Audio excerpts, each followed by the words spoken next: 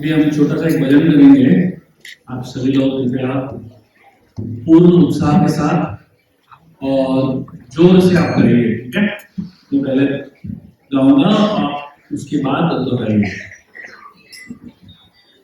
जय राधा माधव कुंज बिहारी,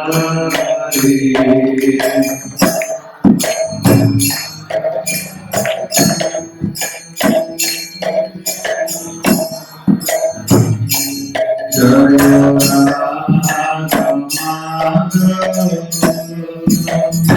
बिहारी,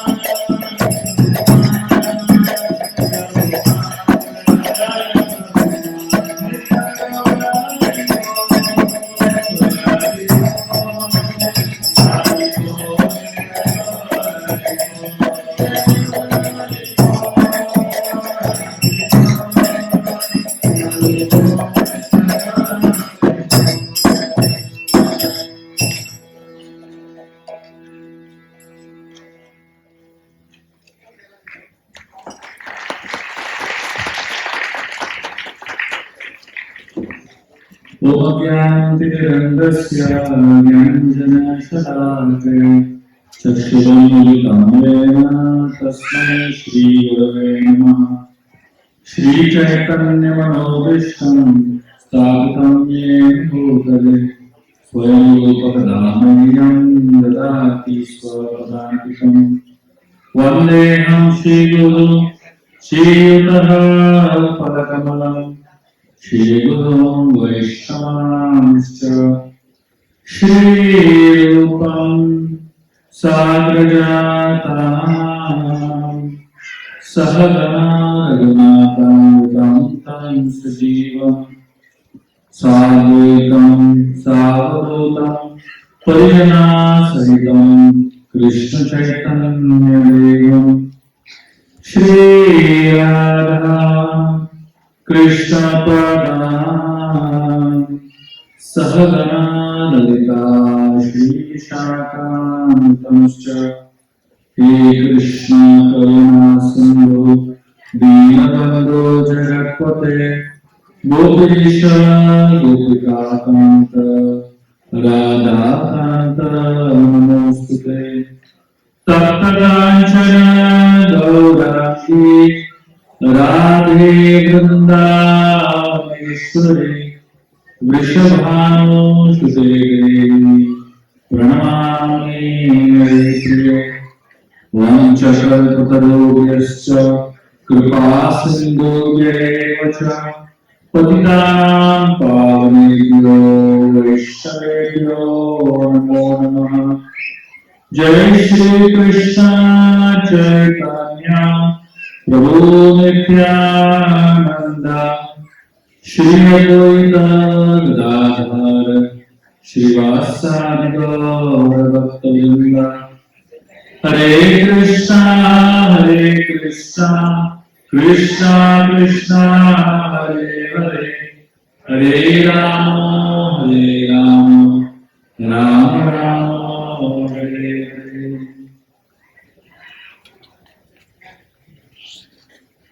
हरे कृष्णा। आप सभी का आज के जन्माष्टमी महामहोत्सव में स्वागत है। मेरा यह अनुरोध है, जिनके बच्चे इधर भाग रहे हैं और आवाज कर रहे हैं, कृपया उनको आप बाहर लेके जाएं ताकि हॉल में शांति का वातावरण हो, ताकि सब लोग ध्यान से सुन सके। एक बच्चा भागेगा तो पूरा हॉल डिस्टर्ब हो जाता है, तो आप कृपया अपने बच्चों को संभालिए और जो बच्चे संभल नहीं रहे हैं उनको आप कृपया बाहर लेके जाइए ताकि सब लोग शांति से कृष्ण कथा का आस्वादन कर सकें।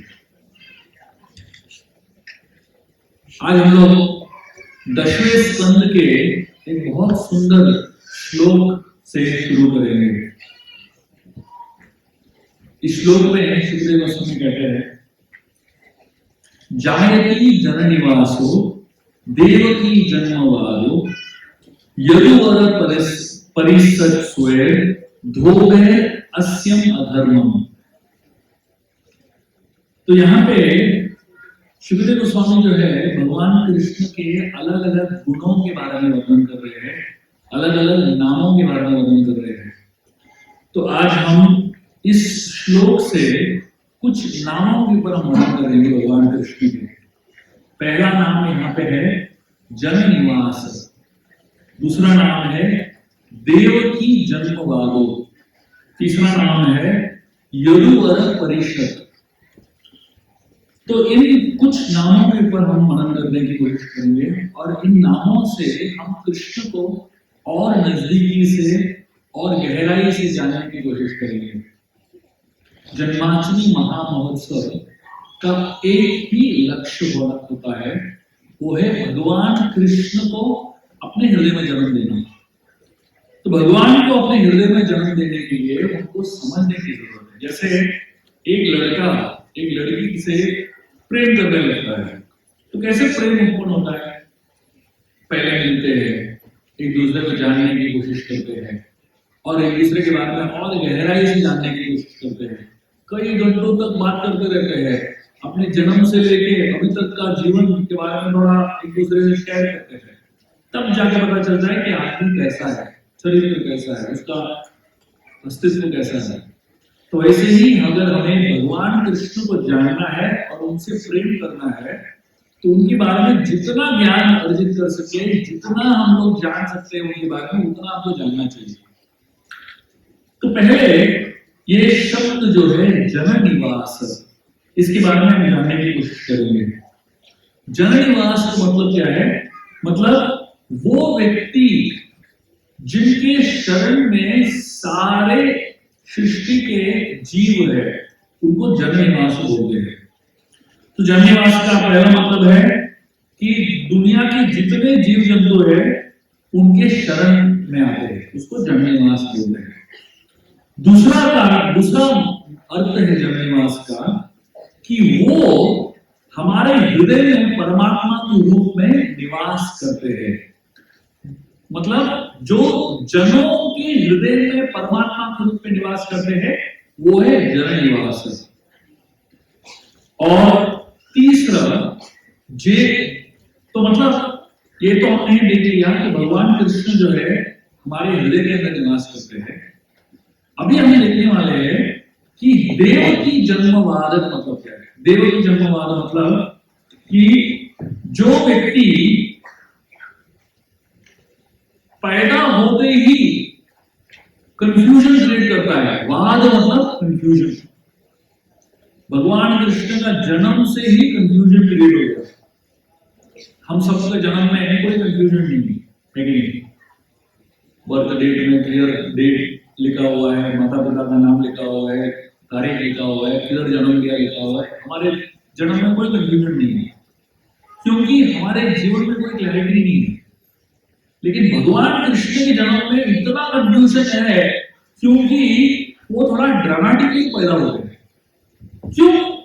क्योंकि ड्रामा हमारे लिए इंपॉर्टेंट है ना? अगर कोई कहानी में रुचि चाहिए, दिलचस्पी चाहिए, तो ड्रामा तो होना चाहिए, है कि नहीं? कोई साधारण तरीके से जन्म ले लिया, इस दिन इस माता के गर्भ में ऐसे इस अस्पताल में जन्म ले लिया, तो बहुत साधारण हो गया, है कि नहीं? आपने किसी को देखा है कि जेल में जन्म लेते हुए? एक बड़ा कहानी बन जाता है, वही एक कहानी है, जेल में जन्म लिया और जन्म लेते ही उनके माता पिता के हाथ पैर की जो बेड़ियां हैं खुल गई। बड़ी बात है। तो भगवान कृष्ण की जन्म से हर चीज में एक कंफ्यूजन है, एक ड्रामा है।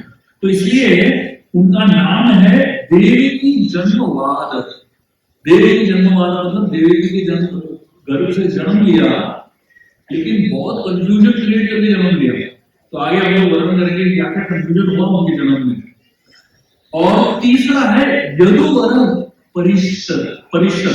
यदुवर परिषद मतलब यदुओं के श्रेष्ठ है।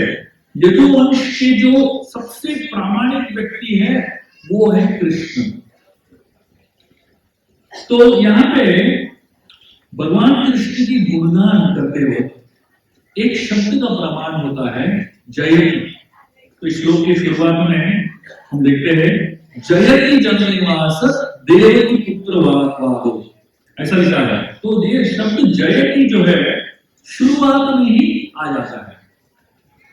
तो ये जयति शब्द का मतलब क्या है? आपने बहुत बार जय सुना होगा, है कि नहीं? भगवान कृष्ण की जय, जन्माष्टमी महामहोत्सव की जय। तो ये जय होता क्या है? ये हम लोग बार बार जयति क्यों करते हैं, उसके बारे में हम जानने की कोशिश करेंगे। और यहाँ पे सनातन गोस्वामी जो है 10 कारण बताते हैं कि कृष्ण को जय क्यों बोला जाता है। कृष्ण के नाम के बाद जो है हम लोग जय क्यों बोलते हैं। पहला कारण है कृष्ण हमेशा काल के रूप में जीतते हैं। मृत्यु सर्वहरश्चाहम्।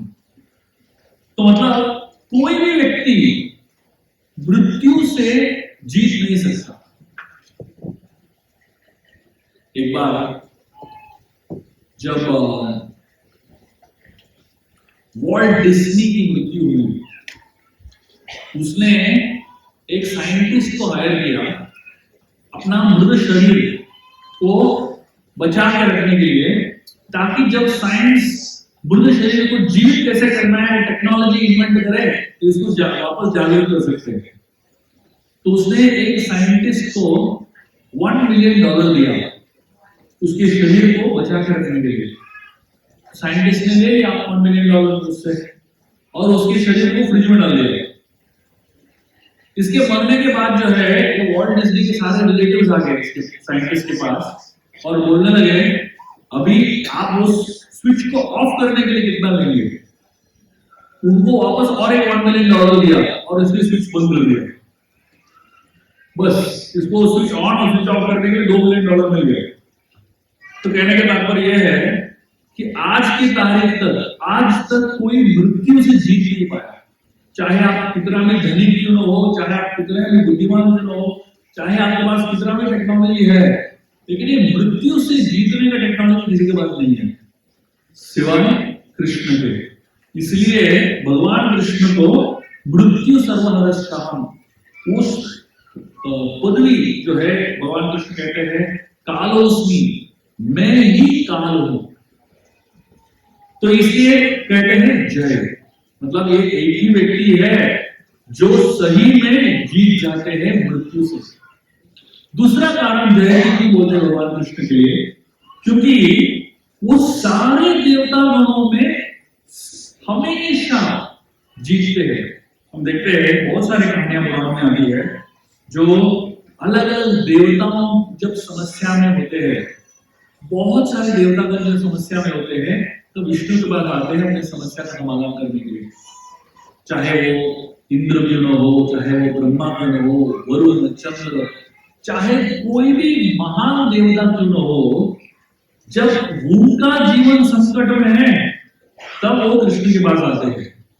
और इसलिए कहा जाता है कि भगवान जो है सारे देवता गणों में श्रेष्ठ है और इसलिए जय कहा जाता है। तो ये दूसरा कारण जय का है। और तीसरा कारण है कि देवताओं की बात छोड़ो, सारे विष्णु मूर्तियों में, सारे विष्णु के अवतारों में कृष्ण सबसे श्रेष्ठ है। एके चांस कलावंशा कृष्णस्तु भगवान स्वयं।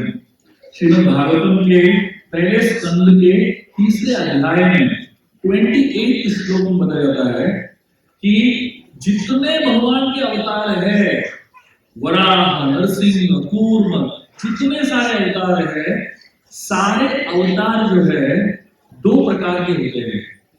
एक तो है वैभव प्रकाश और दूसरा है प्रभव प्रकाश।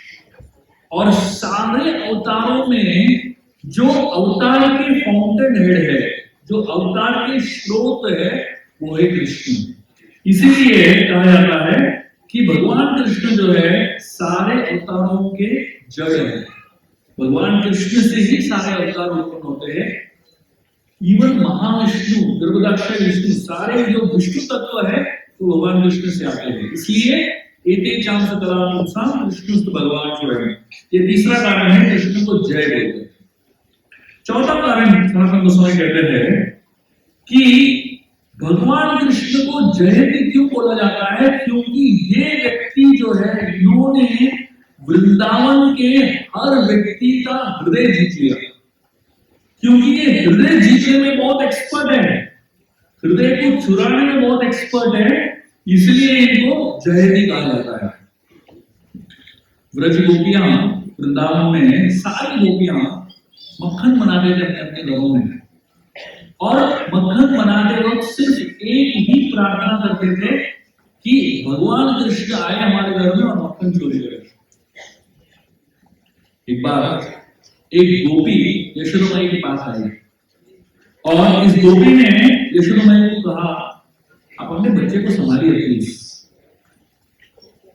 यशोदा माई ने कहा, अरे आप ऐसे क्यों बोल रहे हो, मेरे बच्चे को संभालो, मेरा बच्चा तो बहुत ही शांत है, बहुत ही शांत स्वभाव का है, बहुत नम्र है, बोलता ही नहीं है, हार्डली कुछ बोलता है, और इतना अच्छा बच्चा वृंदावन में है नहीं।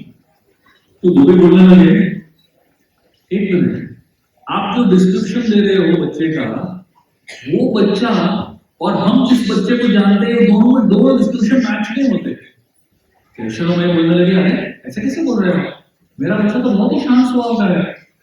तो गोपी सारे इस गोपी ने सारे गोपियों को बुला लिया बताने के लिए कि सही में आपका बच्चा किस प्रकार का है, सुन लो।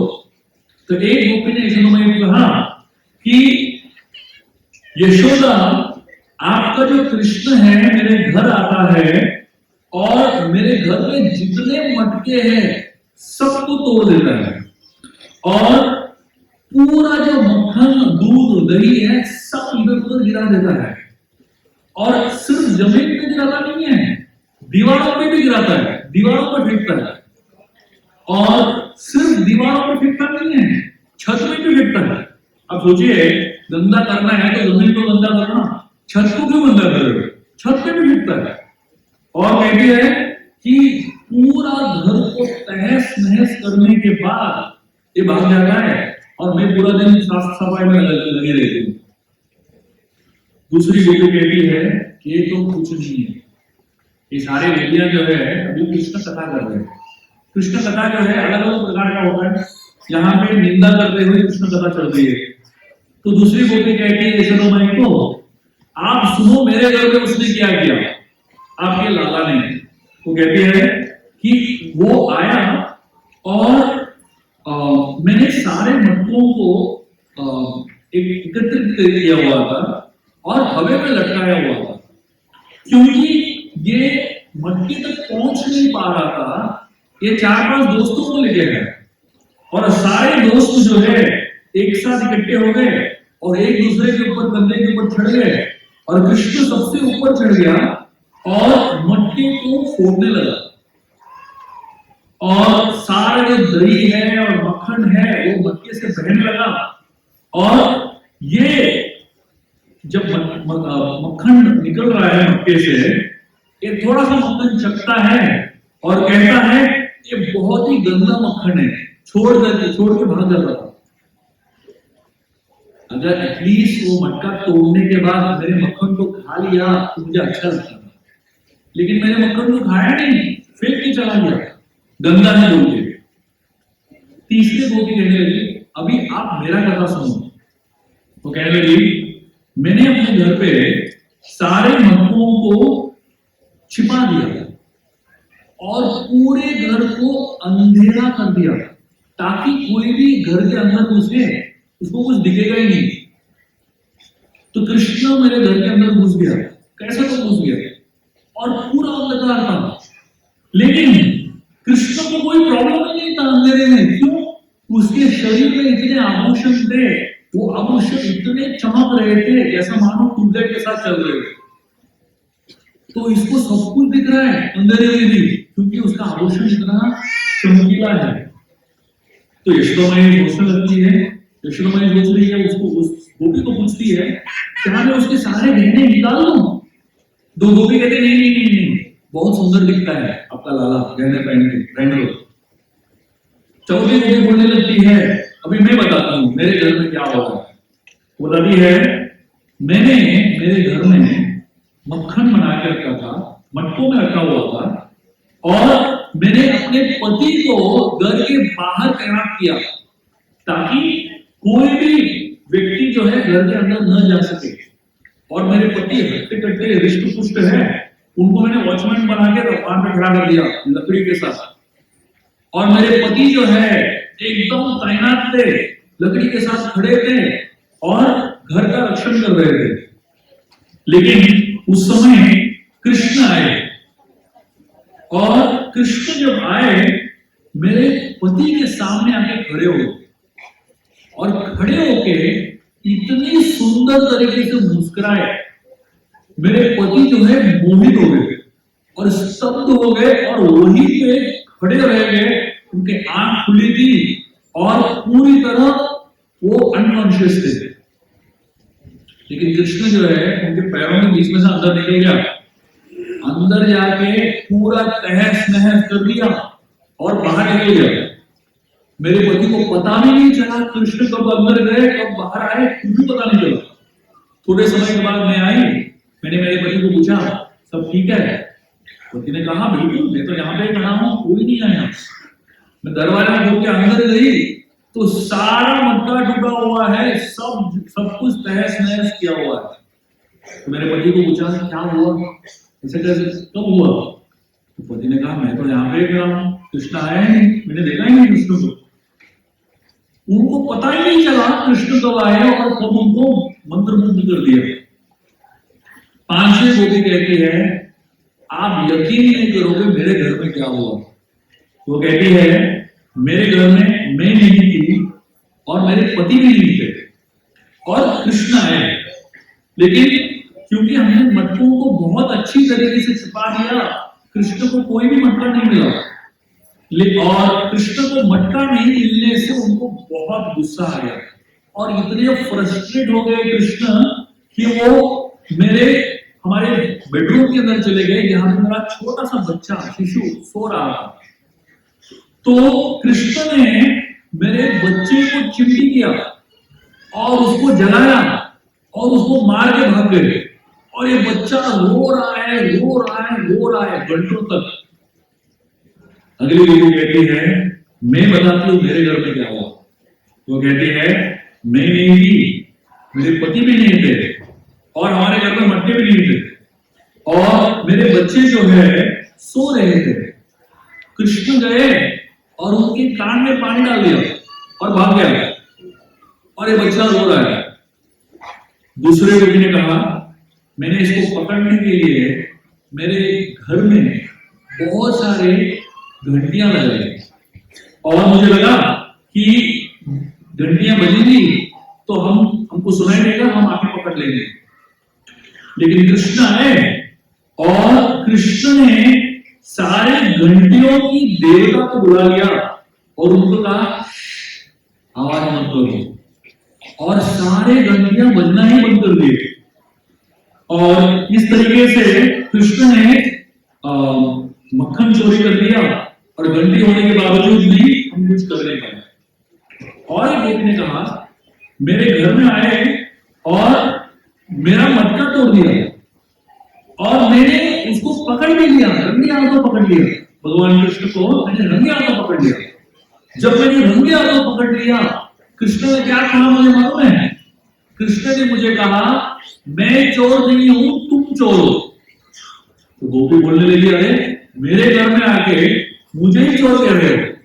तो कृष्ण ने मुझे कहा मैं पूरे ब्रह्मांड का स्वामी हूं, तुम ही मेरे घर में चोरी कर रहे हो। ऐसा बोल के भाग गया।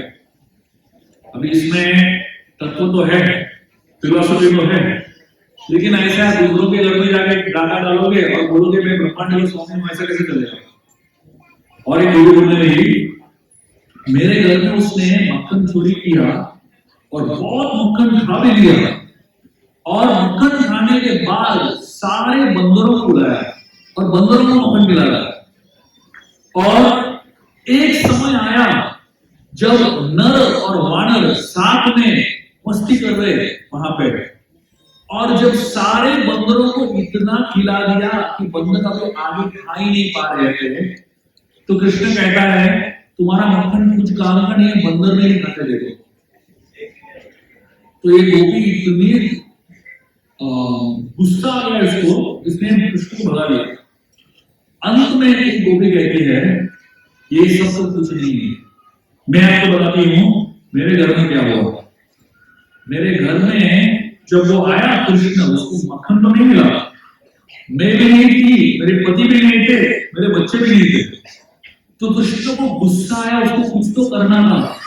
हमारे घर के मंदिर में चला गया जहां पे विष्णु का मूर्ति था और वहां पे जाके उसने मूत्र कर दिया।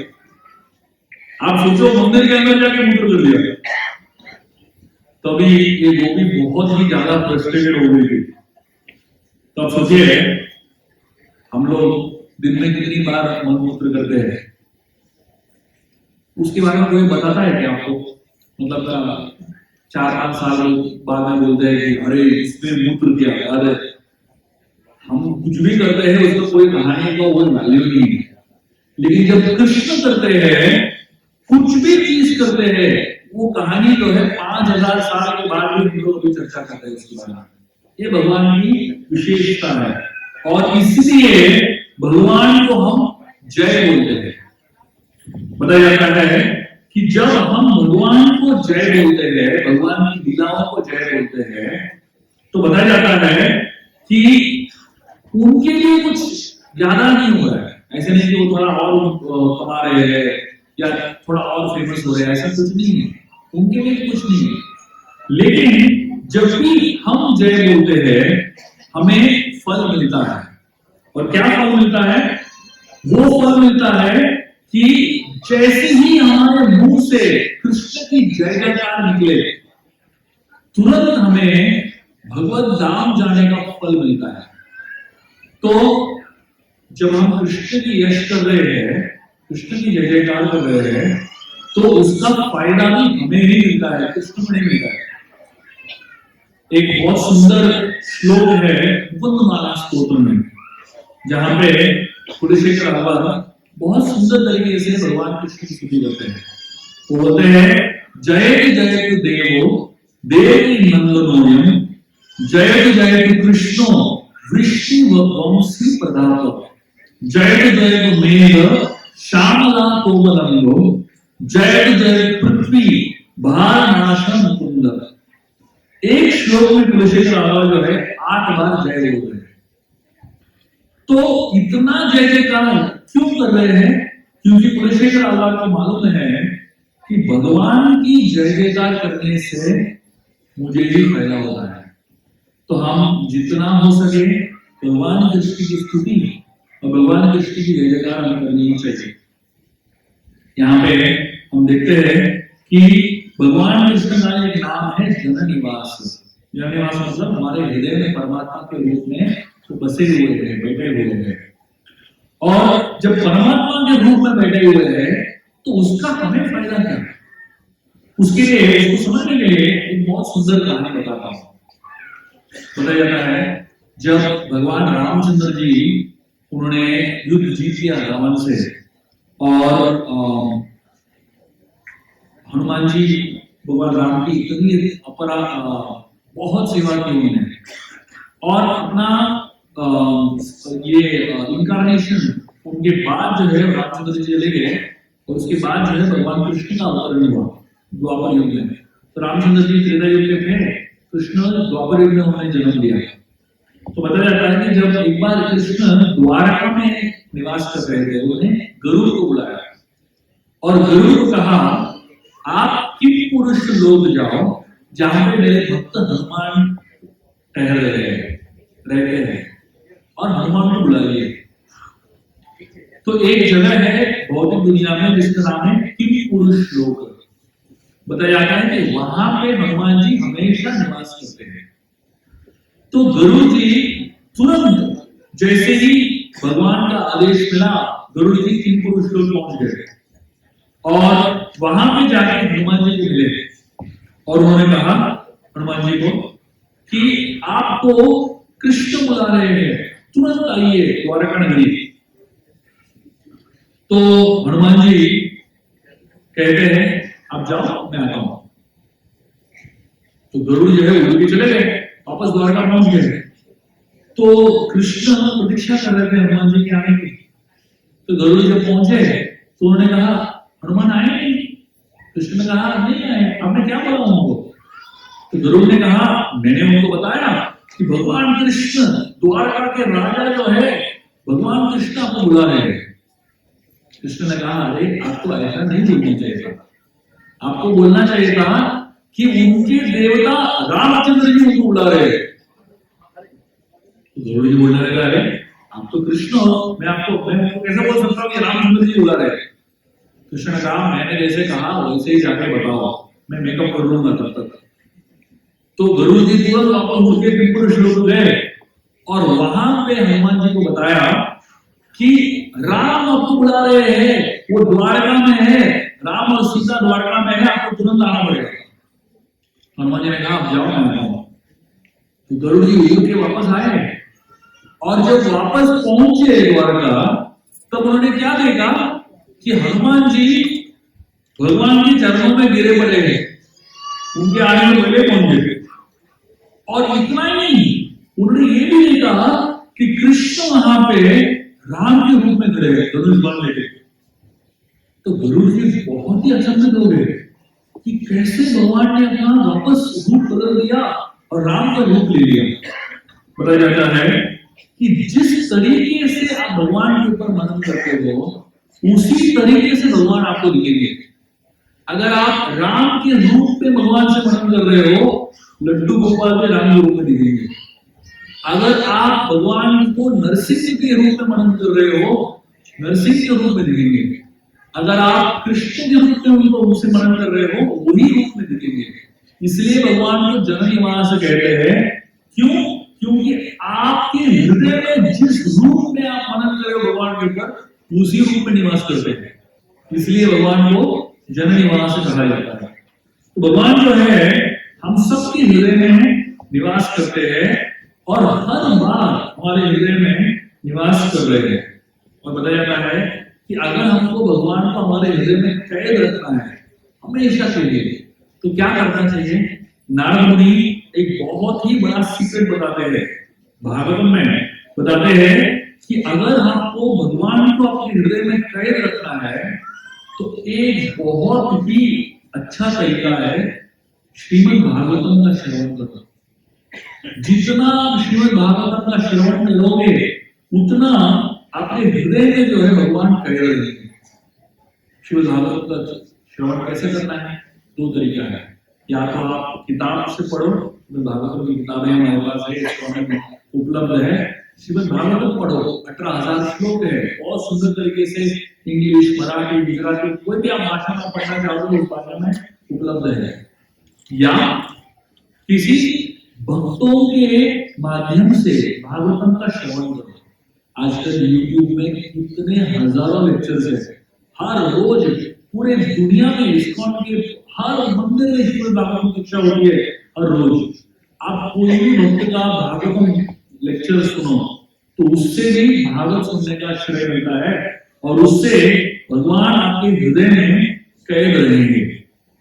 बताया जाता है कि जब आप भगवान से प्रार्थना करते हैं, भगवान की लीलाओं को सुनते हैं श्रीमद् भागवतम से, हर लीला को आप पर्सनलाइज कर सकते हो। पर्सनलाइज करने का मतलब क्या हुआ? जैसे हम गजेंद्र मोक्ष की लीला सुनते हैं, श्रीमद् भागवतम की लीला है। गजेंद्र मोक्ष की लीला क्या है? एक बार एक हाथी था जिसका नाम था गजेंद्र। इतना विशाल हाथी, हाथियों का राजा था। वो एक तालाब के अंदर गया अपने परिवार के साथ, अपने सेना के साथ, और जब नहा रहा था, स्नान कर रहा था, वहां पे आनंद ले रहा था, एक बहुत विशाल मगरमच्छ आया और उसके पैर को पकड़ लिया। और गजेंद्र ने बहुत कोशिश किया अपनी शक्ति से, अपने दोस्तों को, अपने परिवार वालों के मदद से निकलने का प्रयास किया, लेकिन चाहे कितना भी प्रयास करे गजेंद्र उस मगरमच्छ के चंगुल से निकल नहीं पा रहा था। अंत में गजेंद्र ने क्या किया? वहां पे एक कमल था, उस तालाब में एक कमल था, उस कमल को तोड़ दिया और कमल को भगवान को अर्पण करने के लिए उसने अपना सूंड से अर्पण किया भगवान को, और बहुत हृदय पूर्वक प्रार्थनाएं अर्पण करने लगा। और जैसे ही गजेंद्र ने इन प्रार्थनाओं को अर्पण किया, भगवान स्वयं वहां पे गरुड़ में आरूढ़ होकर पहुंच गए और उन्होंने अपने सुदर्शन चक्र से मगरमच्छ का गला काट दिया और गजेंद्र की जान बचा दी। इस कहानी को हम सुनते हैं, भागवत की इस कहानी को हम सुनते हैं, इस कहानी को हम पर्सनलाइज कर सकते हैं। जैसे गजेंद्र ने प्रार्थना की भगवान से, वही उसी तरीके से हम इसको पर्सनलाइज कर सकते हैं। कैसे? मैं आपको उदाहरण देता हूँ। एक मगरमच्छ जो है हम सबके जीवन में भी है। ऐसे नहीं कि गजेंद्र का पैर मगरमच्छ के मुंह में था, हम सबका पैर भी मगरमच्छ के मुंह में ही है। हम सोचेंगे भाई ऐसे कैसे, हमारा पैर तो फ्री है, मगरमच्छ के मुंह में कैसे है पैर? ये मगरमच्छ क्या है? मगरमच्छ जो है काल को प्रतीक करता है। हर दिन हमारा पैर जो है मगरमच्छ के मुंह में जा रहा है, बराबर है? हर दिन जो है और मगरमच्छ जो है हमारा पैर को खा रहा है। और कभी कभी दांत जो है मगरमच्छ के नोकीले होते हैं और कुछ दांत होते हैं नोकीले नहीं होते। कुछ दिन जो है आपको ज्यादा दर्द होता है, मतलब कोई अलग अलग प्रकार की पीड़ाएं होती है, या तो हेल्थ क्राइसिस हो जाता है, फाइनेंशियल क्राइसिस हो जाता है, या संबंधों में क्राइसिस हो जाता है, अलग अलग पीड़ाओं का महसूस हम करते हैं। लेकिन हमें गजेंद्र से प्रेरणा लेनी चाहिए। जब भी हमें दर्द होता है, जब भी हम पीड़ा से गुजरते हैं, जब भी ऐसे समस्याओं से गुजरते हैं इसका समाधान ही नहीं है हमारे हाथ में, तब हमें भगवान का सहारा लेना चाहिए, भगवान से प्रार्थनाएं करनी चाहिए। और जब हम अपने जीवन में जो भी समस्या आ रहा है उसका समाधान भगवान से प्रार्थना करते हुए करेंगे, तो भगवान जरूर आएंगे और हमारी रक्षण करेंगे। तो हर जो कहानी भागवत में है, उस कहानी के पीछे भगवान कृष्ण का बहुत सुंदर आशीर्वाद है, और वो हमें बचाने के लिए, हमें मार्गदर्शन देने के लिए, हमें सहायता देने के लिए तैयार है, आतुर है। सिर्फ इतना ही प्रतीक्षा कर रहे हैं कि कब भाई आप उनकी तरफ मुड़ो और उनसे प्रार्थना करो। हम लोग क्या करते हैं, हम भगवान से प्रार्थना नहीं करते, हमको लगता है कि हमारे समस्या प्रॉब्लम हम ही सुलझा देंगे, लेकिन जब तक भगवान को पूछेंगे नहीं, तब तक भगवान इंटरफेयर नहीं करते हमारे जीवन में। यहाँ पे इस श्लोक में एक भगवान का नाम है देवकी जन्मवाद जयति। देवकी जन्मवाद जयति का मतलब क्या है? इस कहानी को मैं एक संक्षेप में बताना चाहूंगा। ये कहानी जो है एक बहुत सुंदर किताब है जिसका नाम है गोपाल चंपू। इस गोपाल चंपू किताब में बहुत सुंदर तरीके से इस कहानी का वर्णन आता है। बताया जाता है कि जब भगवान नंद महाराज देव और यशोदा वृंदावन में गोकुल में रह रहे थे। बहुत सालों तक उनको कोई बच्चा पैदा ही नहीं हो रहा था। बहुत तपस्या किया, बहुत सारे व्रत रखे और कितना कुछ कोशिश किया, लेकिन फिर भी उनको कोई संतान की उत्पत्ति नहीं हो रही थी। एक दिन यशोदा माई नंद महाराज के पास गई और बोलने लगी, हमने एक व्रत अभी तक नहीं रखा, वो है द्वादशी महाव्रत। इस द्वादशी महापारायण का हमने अभी तक पालन नहीं किया, तो क्या हम ये करें? तो नंद महाराज ने तुरंत मान लिया, और उसके बाद यशोदा और नंद ने 1 साल तक द्वादशी व्रत का पालन किया। और 1 साल के बाद जब व्रत तोड़ने का समय आया, उस रात को नंद महाराज के सपने में उन्होंने एक बहुत ही सुंदर शिशु को देखा, और वो भी कौन सा कलर का? नीलमणि का जो रंग है, उस रंग का एक बहुत सुंदर शिशु को देखा आसमान में उड़ते हुए। और वो शिशु जो है आसमान में उड़ते उड़ते नंद महाराज के हृदय में चला गया।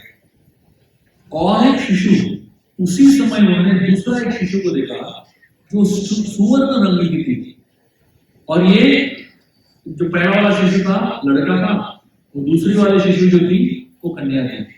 दोनों शिशु जो है नंद महाराज के हृदय में चले गए। और अगले ही दिन वहां पे गोकुल में एक ब्रह्मचारिणी आई, बहुत ही बड़ी तपस्वी आई, और इस तपस्वी को देख के यशोदा माई रोने लगी और कहने लगी, हमने इतना कुछ किया लेकिन पुत्र का संतान का प्राप्ति नहीं हुआ। तो इस ब्रह्मचारी ने यशोदा माई को आशीर्वाद दिया, आप चिंता मत करो, तुरंत कुछ ही समय में आपको पुत्र का भाग्य मिलेगा। तो उसके बाद कुछ समय के बाद ये पता चला सबको कि यशोदा माई गर्भवती है, और उसको उसके गर्भ में एक शिशु का जन्म होने वाला है। तो नंद महाराज बहुत ही खुश हो गए, यशोदा माई बहुत ही खुश हो गई। 8 महीने तक यशोदा माई के गर्भ में भगवान निवास कर रहे थे।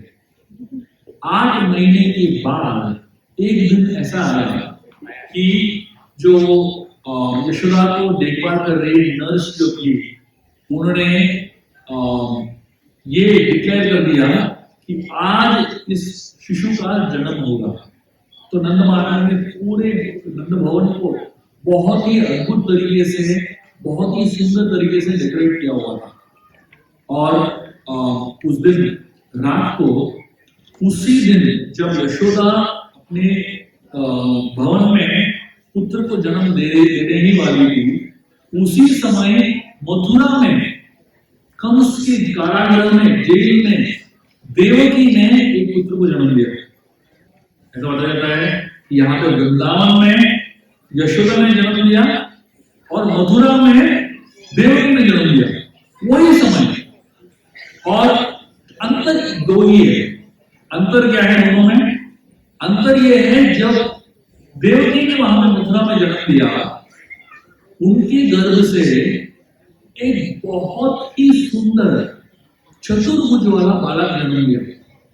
पता जाता है कि यशोदा के देवकी की गर्भ से साधारण 2 हाथ वाला कृष्ण जन्म नहीं लिए, 4 हाथ वाले भगवान विष्णु ने जन्म लिया, नारायण ने जन्म लिया। और जैसे ही नारायण को देखा देवकी ने, सिर्फ 4 हाथ ही ना उनके सर पे पूरा बाल था, उनके सर पे मुकुट था, उनके शरीर पे धोती था और इतने आभूषण थे, शंख चक्र गदा पद्म था उनके हाथों में। आप सोचिए इस तरीके का बालक का जन्म हुआ था, क्या अद्भुत दृश्य रहेगा। तो वसुदेव और देवकी तुरंत प्रार्थनाएं अर्पण करने लगे उस छोटे से बालक को।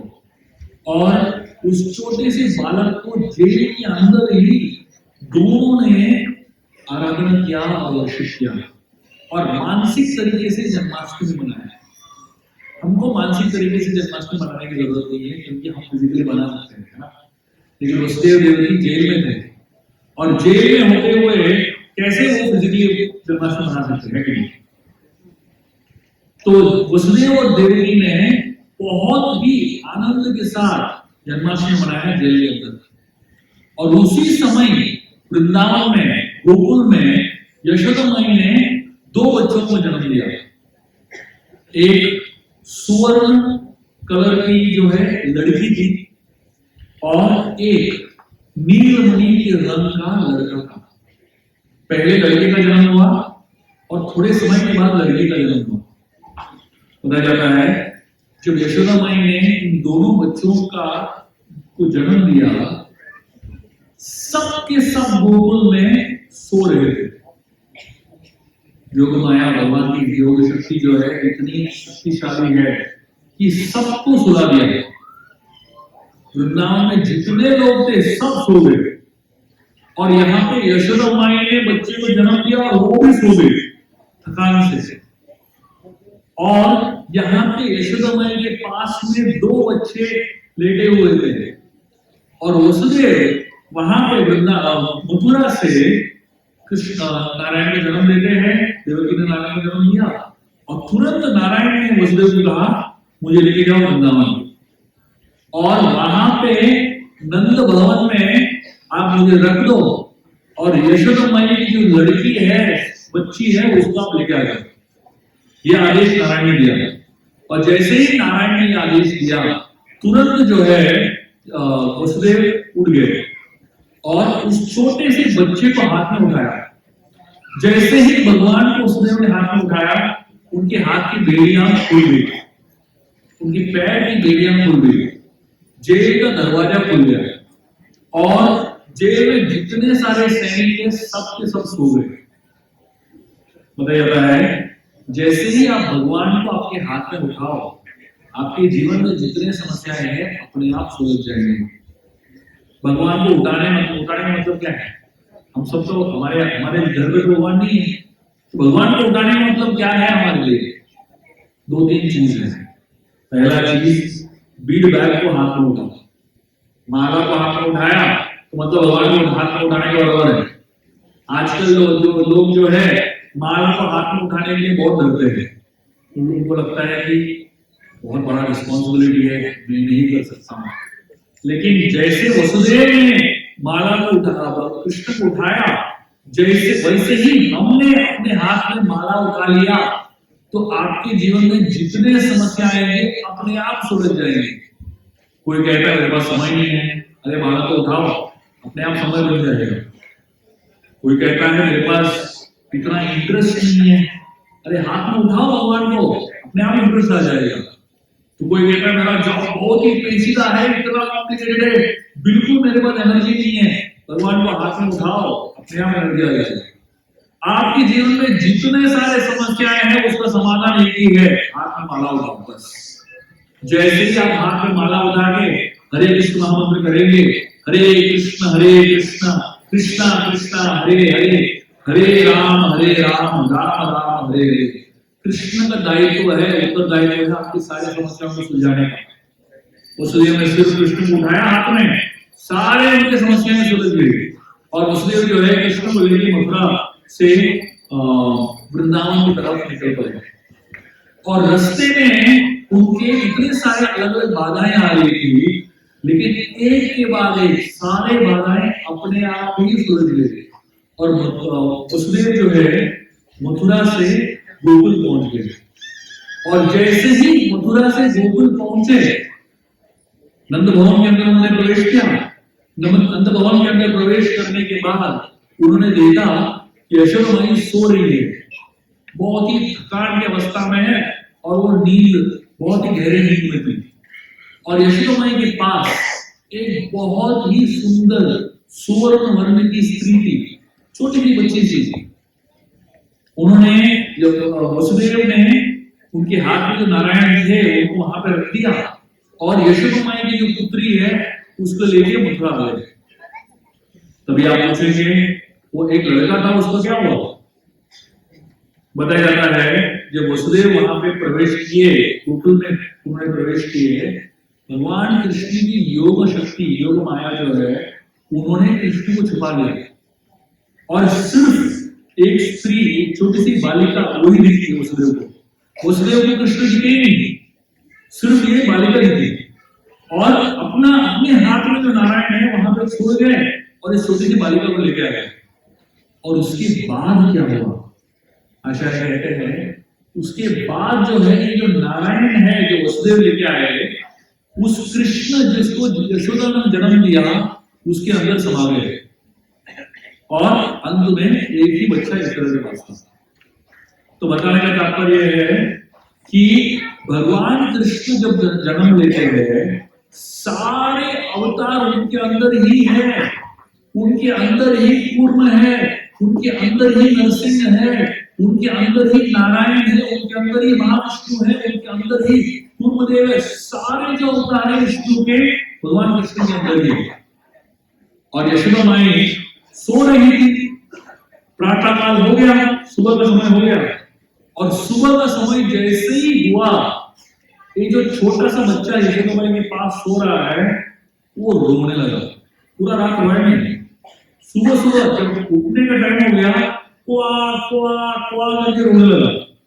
और बच्चे के रोने की आवाज से यशोदा माई उठ गई और नंद महाराज उठ गए, और सारे जो वहां पे निवासी है नंद भवन में सब उठ गए। अब सोचिए हमें भी भगवान कृष्ण की आवाज से उठने का अवसर मिला तो कितना अच्छा लगेगा, है कि नहीं? हम लोग अलार्म क्लॉक से उठते हैं, कितना गंदा आवाज आता है अलार्म क्लॉक का, उससे उठने का दुर्भाग्य है। लेकिन यशोदा माई को सोचिए क्या सौभाग्य है, भगवान कृष्ण की आवाज को सुन के उठने का सौभाग्य है यशोदा माई को। और यशोदा माई नंद महाराज जब उठे, उन्होंने देखा कि उनको एक बहुत ही अद्भुत और सुंदर नीलमणि घनश्याम पुत्र का जन्म हुआ। तो नंद महाराज कितने खुश हो गए, उन्होंने पूरे वृंदावन में त्योहार डिक्लेयर कर दिया। ये था उस समय का पहला जन्माष्टमी उत्सव। उस समय से आज तक हम इस जन्माष्टमी उत्सव को मनाते हैं। क्यों? क्योंकि 5000 साल पूर्व कृष्ण का जन्म हुआ, वो एक घटना नहीं है। ऐसा नहीं है कि कृष्ण एक ही बार जन्म लेते हैं। कृष्ण हर दिन हमारे जीवन में जन्म ले सकते हैं। गोवा में ये साल हम 18 जन्माष्टमी मना रहे हैं, पूरे गोवा में, हर गांव में, हर शहर में जन्माष्टमी बन रहा है। मेरा तीसरा लेक्चर है जन्माष्टमी का। तो मतलब हम लोग हर दिन रोज 18 दिन प्रैक्टिकली हर रोज हम लोग जन्माष्टमी मना रहे हैं। तो लोग सोचेंगे भाई कृष्ण का जन्म तो एक ही दिन हुआ, हम लोग आप लोग इतना जन्माष्टमी क्यों मना रहे हैं? कहने के लिए एक्चुअली पूरे साल में हर दिन हम जन्माष्टमी मना सकते हैं। क्यों? क्योंकि भगवान जो है हर दिन जन्म लेते हैं, अलग अलग रूप में, अलग अलग जगह पे। अभी ये समय किधर और दूसरे कोई यूनिवर्स में भगवान का जन्म हो रहा है, कल दूसरे यूनिवर्स में भगवान का जन्म होगा, परसों तीसरे यूनिवर्स में भगवान का जन्म होगा, और उसके बाद किधर और होगा। मतलब हर दिन जो है इधर न इधर जन्माष्टमी तो बने रहा है कि नहीं, इधर न इधर जन्माष्टमी हो ही रहा है। तो हम मनाएंगे यहाँ पर तो क्या फर्क पड़ता है कि नहीं? तो मैंने हम सब लोग हमारे जीवन में अगर हमें कृष्ण को जन्म देना है, कृष्ण को हमारे जीवन में अवतरण देना है, हमारे हृदय में कृष्ण को जन्म देना है, तो हमें पहला तो सत्संग में आना पड़ेगा। वास्तव में हम लोग हर हफ्ता कई कार्यक्रम करते हैं, और जहाँ पे भी आप रहते हो वास्तव में आप उस क्षेत्र में आप हमारे प्रोग्राम्स के बारे में आप नीचे जाके पूछ सकते हो, तो बता देंगे जहाँ कहाँ प्रोग्राम हो रहा है, और उस प्रोग्राम में उस सत्संग में जाके भाग लीजिए। सत्संग में आने का सबसे महत्वपूर्ण फायदा है कि आपको अच्छे दोस्त मिलेंगे। कोई भी चीज करने के लिए दोस्त होना बहुत जरूरी है, अच्छे दोस्त होना बहुत जरूरी है। क्योंकि जैसे आप कोई सिनेमा जाते हो, या कोई पब जाते हो, डिस्को जाते हो, या कोई पार्टी में जाते हो, अकेले थोड़ी जाते हो, दोस्तों के साथ जाते हो, है ना। कोई त्योहार मनाते हो, अकेले थोड़ी मनाते हो, त्योहार के साथ में बनता है कि नहीं। तो अगर आपको आध्यात्मिक जीवन में आगे बढ़ना है, आपको सही में आध्यात्मिक जीवन में थोड़ा सा रुचि है, तो आपको दोस्त चाहिए, और वो भी आध्यात्मिक दोस्त चाहिए, जिनका मन, जिनका विचार आध्यात्मिकता की तरफ लीन है। अगर आपके पास ऐसे दोस्त नहीं है तो आप आध्यात्मिक जीवन में आगे बढ़ नहीं सकते हो। आप इस हॉल में देखिए, कम से कम 1000 लोग बैठे हुए हैं, तो ये सब लोग, मतलब आप 1 घंटा चुपचाप बैठे हो और मेरा जो भी फूटी शब्द बोलने की कोशिश कर रहा हूँ, वो शांति से बैठ के सुन रहे हो, मतलब दिलचस्पी तो है। वास्तव में 1000 लोग यहाँ पे इकट्ठा हुए हैं जिनको आध्यात्मिक जीवन में दिलचस्पी है, और ये 1000 लोग अगर इकट्ठा हो जाए और हर हफ्ता साथ में आए, सोचिए कितना बड़ा शक्ति बन जाएगा। हमारे प्रोग्राम्स में हर हफ्ता 300-400 लोग आते ही है, और अपने कीमती समय निकाल के आते हैं। सत्संग का सबसे बड़ा लाभ है शक्ति मिलता है आपको, आपके खुद के आध्यात्मिक जीवन का। हफ्ते में एक बार आइए, रिचार्ज कर लीजिए, और बाद में आपका 1 हफ्ता गाड़ी चलेगा। हमारा जो इस्कॉन सेंटर जो है वो रिचार्जिंग पॉइंट है। 1 हफ्ते में आप एक बार आइए, रिचार्ज करके जाइए अपने घर, और 1 हफ्ता आपका आध्यात्मिक जीवन फर्स्ट क्लास चलने वाला है।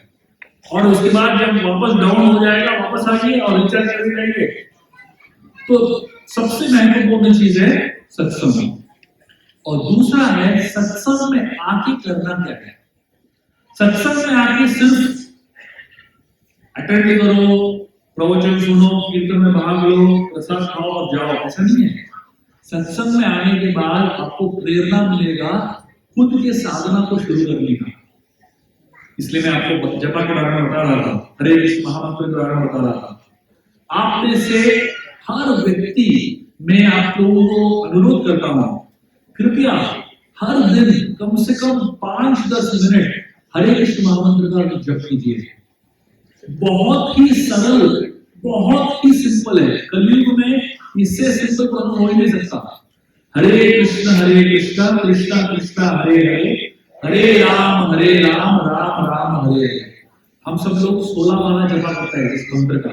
एक माला जो है 108 बार होता है, और 108 बार इंटू 16 आपको कम से कम 2 घंटा लगता है। आप लोगों को 2 घंटा करने की जरूरत नहीं, कम से कम एक माला तो शुरू कीजिए। आज जन्माष्टमी के पावन उत्सव के दिन, और कल जो सबसे महत्वपूर्ण जन्माष्टमी का दिन है, मैं आप सभी लोगों से अनुरोध करता हूँ, कम से कम एक माला जप करने का, रोज जप करने का प्रण लीजिए। और जब आप भगवान के सामने आओगे तो कृपया प्रण लीजिए कि कम से कम एक माला जप करूंगा। आपको एक माला जप करने में 7 से 10 मिनट लगेगा, उससे ज्यादा लगेगा नहीं। आप 10 मिनट तो भगवान के लिए रोज निकाल सकते हो। तो सत्संग में जब आते हो सबसे ज्यादा फायदा ये है, एक तो रिचार्जिंग होता है और दूसरा सबसे महत्वपूर्ण फायदा है आपका साधना का शुरुआत हो जाता है। आप थोड़ा सा साधना शुरू कर देते हो। और तीसरा चीज आप जरूर याद रखिए कि कम से कम हर दिन भगवत गीता का एक श्लोक पढ़ लीजिए।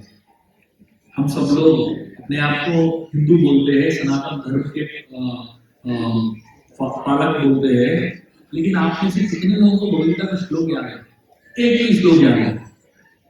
90% of Hindus in India don't even know one श्लोक of गीता और अपने आप को हिंदू बोलते हैं। तो शर्म की बात है। तो मेरा यह अनुरोध है कि हर दिन कम से कम भगवत गीता का एक श्लोक को पढ़ लीजिए। बाहर हमारे स्टॉल लगे हुए हैं, वहां पे भगवत गीता का वितरण हो रहा है। जो भी भाषा में आप पढ़ते हो, हिंदी, बांग्ला, उड़िया, तमिल, तेलुगु, मराठी, कोई भी भाषा में पढ़ते हो उस भाषा में भगवत गीता अवेलेबल है। आप कृपया भगवत गीता कर लीजिए और कम से कम एक श्लोक और तात्पर्य और उसका जो परपोट है वो हर दिन पढ़िए। 5 मिनट लगेगा। आप सिर्फ आपके जीवन के हर दिन 10-15 मिनट दे सकते हो आध्यात्मिक जीवन के लिए, तो आपका आध्यात्मिक जीवन बहुत आगे तेजी से बढ़ेगा। आप सभी को जन्माष्टमी के इस शुभ अवसर पर आप सभी को बधाइयाँ। मैं भगवान श्री कृष्ण से प्रार्थना कर रहा हूँ कि आप सभी के जीवन में ये जन्माष्टमी जो है एक शुभ शुरुआत हो आपके आध्यात्मिक जीवन का। और मैं आप सभी को अनुरोध करूंगा, अगर मैंने जो कहा आपको अच्छा लगा, आपके दिल को छुआ और आपको लगा कि चलो मुझे कुछ तो करना चाहिए आपके आध्यात्मिक जीवन में, आप आइए। बाहर हमारे स्टॉल्स लगे हुए हैं और बहुत सारे भक्त बैठे हुए हैं, उनको आप प्लीज पूछिए कैसे रजिस्टर कर सकते हैं आपके क्लासेस के लिए, कैसे भगवत गीता पढ़ सकता हूँ या पढ़ सकती हूँ, कैसे मैं जप कर सकती हूँ, थोड़ा सा सिखाने के लिए बोल दीजिए। और भक्त जो है आनंद से प्रेम से आपको सब कुछ सिखाएंगे। जन्माष्टमी सिर्फ एक त्योहार नहीं है और एक दूसरा एक इवेंट नहीं है, ये एक बदलाव की भावना है। आध्यात्मिक जीवन में एक रेवोल्यूशन लाने की अवसर है। कृपया इस अवसर का लाभ लीजिए और अपने जीवन को साक्षात्कार कर लीजिए और भगवान कृष्ण की जयंती हमेशा करते रहिए। श्री कृष्ण जन्माष्टमी महामहोत्सव की जय, श्री कृष्ण भगवान की जय, श्री प्रभुपाद की जय।